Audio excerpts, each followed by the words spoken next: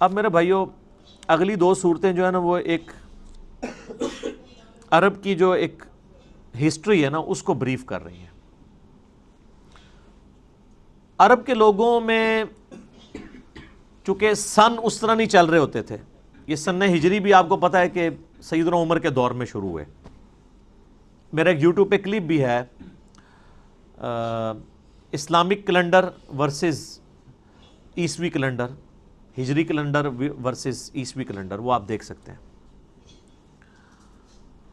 اس میں نے بتایا کہ عیسوی کیلنڈر کس طریقے سے شروع ہوا، ہجری کیلنڈر کیسے شروع ہوا، بڑی ڈیٹیلز میں نے بیان کی ہیں. وہ آج مان لی کہ میں اس کی ڈیٹیل میں جاؤں.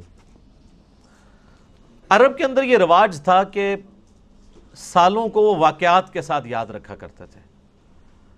یعنی کوئی سن تو چلتے نہیں تھے. مثلا اگر میں آپ کو جہلم شہر کی بات بتاؤں تو جہلم شہر میں 1992 میں بہت بڑا سیلاب آیا تھا. جہلم کی ہسٹری کا سب سے بڑا وہ سیلاب تھا. میں اس وقت میٹرک میں پڑھتا تھا. تو اب کئی لوگ جو 1992 میں پیدا ہوئے ہیں نا، تو وہ ان کی مائیں جب اپنے بچوں کا تعارف کرواتی ہیں نا تو وہ جہلم میں ہوتا وہ کہتے ہیں جس سال سیلاب آیا سی نا اے ادو پیدا ہوا سی. واقعات سے یاد رکھا جاتا نا. تو کیونکہ وہ سیلاب ہمارے لیے تو بہت بڑی چیز تھا. اسی طریقے سے اگر آپ ناردرن ایریا میں چلے جائیں نا تو وہ آپ کو 8 اکتوبر 2005 کا زلزلہ جس میں 1 سے 1.5 لاکھ لوگ لقمہ اجل بنے تھے. تو وہ جو بندہ 8 اکتوبر 2005 کو جو بچہ پیدا ہوا ہے نا تو وہاں کے لوگ کہتے ہیں جی زلزلے والے سال اس دن پیدا ہوا سی یا اس سال پیدا ہوا تھا. تو عرب کے کلچر میں یہ چیز تھی، سن نہیں تھے. تو نبی صلی اللہ علیہ وآلہ وسلم جس سال پیدا ہوئے نا اس سال بھی ایک بہت بڑا ایونٹ ہوا تھا. ظاہر ہے ہر چیز معجزانہ طور پہ اللہ تعالیٰ کی طرف سے پری پلانڈ چل رہی تھی نا. اور وہ ہوا تھا ہاتھیوں کی ہلاکت کا واقعہ. اسے کہا جاتا تھا عام الفیل، ہاتھیوں والا سال. نبی علیہ السلام اس سال پیدا ہوئے تھے. آپ کی پیدائش اس سال میں ہوئی. جامعہ ترمذی میں صحیح سند کے ساتھ حدیث ہے کہ نبی صلی اللہ علیہ وآلہ وسلم عام الفیل والے سال پیدا ہوئے جس سال ابراہ کے لشکر کو اللہ تعالیٰ نے ابابیل کے ذریعے ہاتھیوں کے لشکر کو تباہ و برباد کیا. اور اس کا ایک طریق دلائل النبوہ میں بھی موجود ہے. اس میں محمد بن اسحاق انس بن مالک کے شاگرد کہتے ہیں کہ نبی علیہ السلام عام الفیل والے سال 12 ربیع الاول کو سوموار کے دن پیدا ہوئے. تو یہ واقعہ یوں تھا کہ چونکہ آپ کو پتہ ہے کہ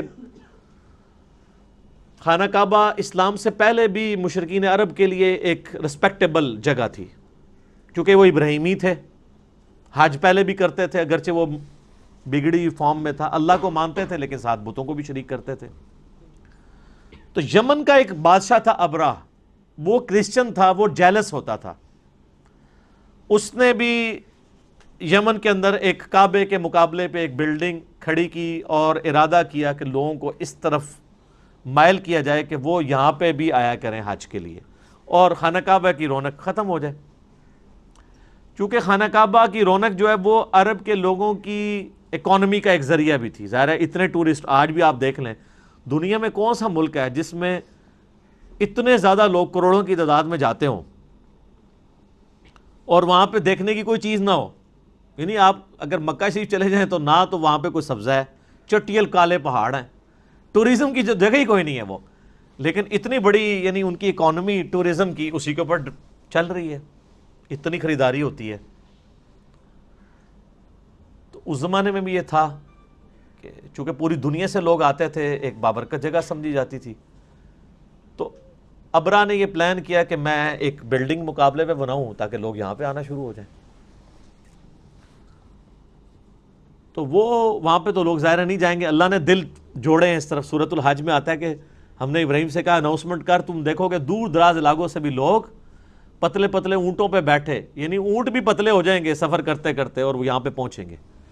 الٹیمیٹلی یہ ہوا کہ قریش مکہ میں سے کسی نے جا کے نا اس نے وہ جو کعبے کے مقابلے پہ وہ جو کوئی بلڈنگ بنائی تھی وہاں پہ جا کے اس نے جا کے رفع حاجت بھی کر دی. تو ابرا کو پھر غصہ آ گیا. اس نے پھر کہا کہ میں نا کعبے کے اوپر چڑھائی کر کے کعبہ ہی ختم کروں گا. اس کے لیے وہ ہاتھیوں کا لشکر لے کے آیا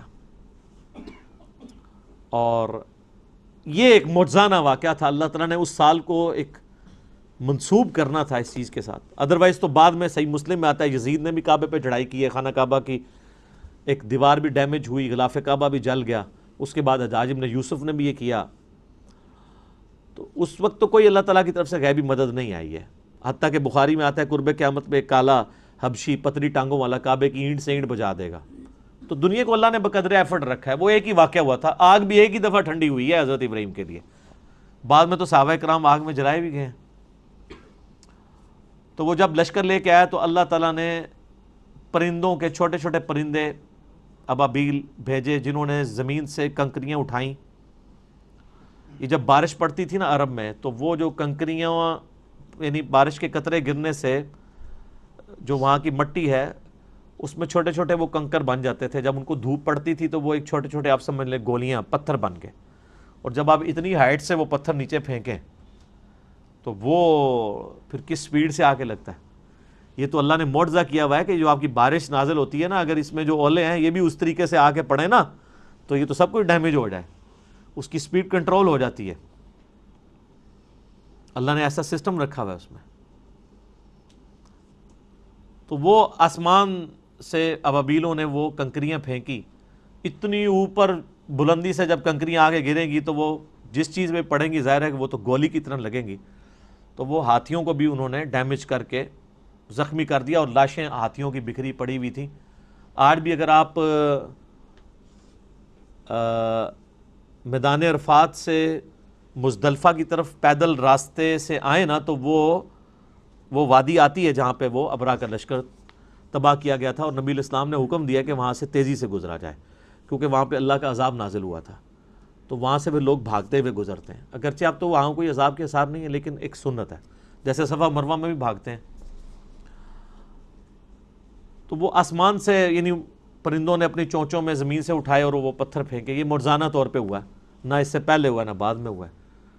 اور وہ پھر ہاتھیوں کی لاشیں گری پڑی ہوئی تھی، بھوسے کی مانند وہ زمین پہ بکھرے ہوئے تھے. تو اس واقعے کا ذکر اللہ تعالیٰ نے کیا ہے. یعنی قریش مکہ کو اپنی طاقت بتائی ہے کہ میرے لیے تمہیں تباہ و برباد کرنا کوئی مسئلہ نہیں ہے. تم نے تو یہ منظر اپنی آنکھوں میں سے، تمہارے ماں باپ زندہ ہیں جنہوں نے یہ منظر اپنی آنکھوں سے دیکھا ہوا ہے. تو اللہ تعالیٰ کے لیے مسئلہ ہے کہ اپنے نافرمانوں کو تباہ و برباد کر دے.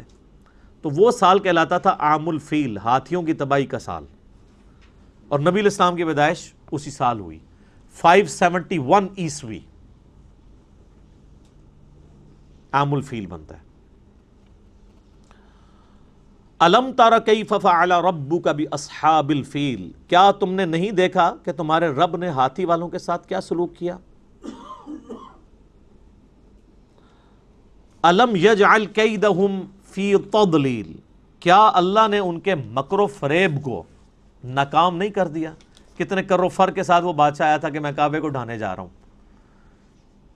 پھر بدماشی اس نے کی. جو عبد المطلب تھے نبی الاسلام کے دادا، وہ خانہ کعبے کے اس وقت سردار تھے یعنی مکے کے. ان کے اونٹ بھی ہانک کے لے گیا تو یہ پھر گئے جا کے اونٹ واپس لیے. تو اس نے کہا اونٹ تو لینے آئے ہو تو کعبہ، میں تو کعبہ گرانے کے لیے. ان کا کعبہ جس کا ہے وہ اس کی حفاظت کرے گا. یعنی عبد المطلب کا جو یقین تھا نا کعبے کے بارے میں وہ آج کی سعودی حکومت کا نہیں ہے. یہ میں آپ کو یہ بتانا چاہ رہا ہوں.